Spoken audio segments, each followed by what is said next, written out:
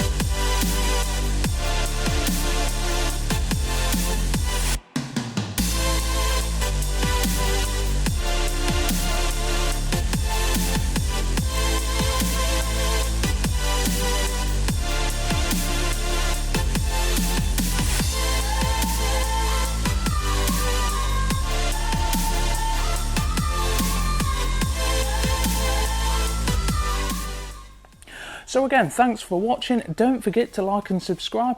What do you think of the wheels? Leave a comment below. I think they really suit the car and they look fantastic.